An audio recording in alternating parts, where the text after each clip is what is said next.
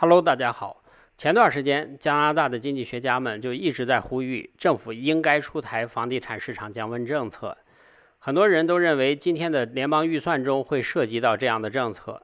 几天前呢，我也在我的频道社区里发起一个投票，内容是：你认为加拿大联邦政府预算中会推出房产降温政策吗？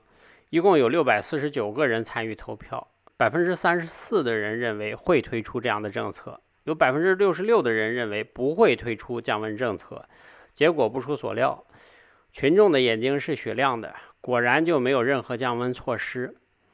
预算说，为解决加拿大人住房成本飙升的问题，特鲁多政府正在采取措施，并承诺增加供应。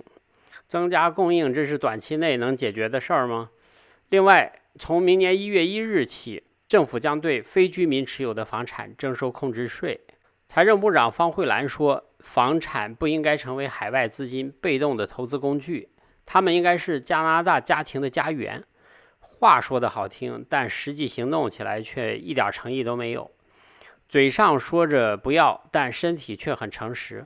预算说，非加拿大居民持有的房产征收1%的空置税，他们还自认为这有助于降低房价，其实呢，就是揣着明白装糊涂。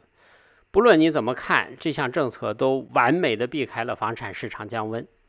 这看起来就像加拿大政府明确告诉你，快来加拿大炒房吧，未来几年加拿大的经济就靠房地产市场支撑了。联邦自由党政府那位负责住房政策的傻十三说的对，对于外国投资者而言，我们是一个非常安全的市场，但对于寻求住房的加拿大人来说，我们不是一个好市场。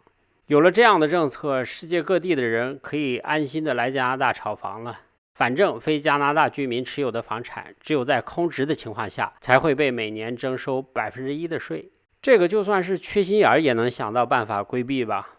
最后，咱们也帮加拿大政府呼吁一下，不管你是哪国人，快来加拿大炒房吧。好了，骂街到此结束。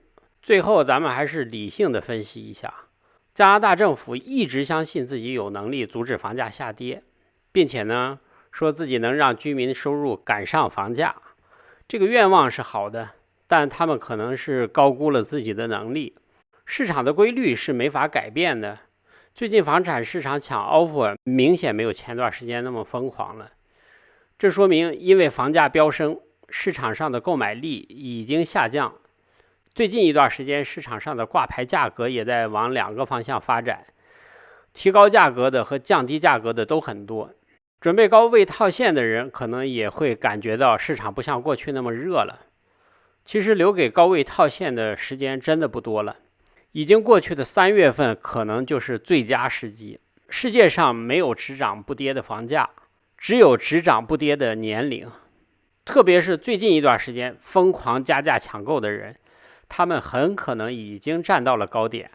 如果自己负担得起，并且能够长期持有，倒也没什么。如果不是的话，我劝你这个时候最好别追高。就算是投资的朋友，也应该好好想一想，目前这个市场是不是卖家已经把未来几年的升值空间都提前收割了。在这个时候希望每个准备买房的朋友都能量力而行。尤其是选择不多，房价到了高位，很多人失去耐心的时候。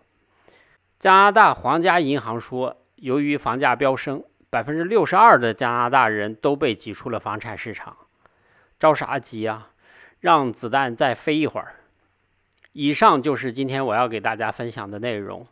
我的频道每天都会分享一些加拿大的生活、经济、房产资讯，欢迎订阅，谢谢观看，再见。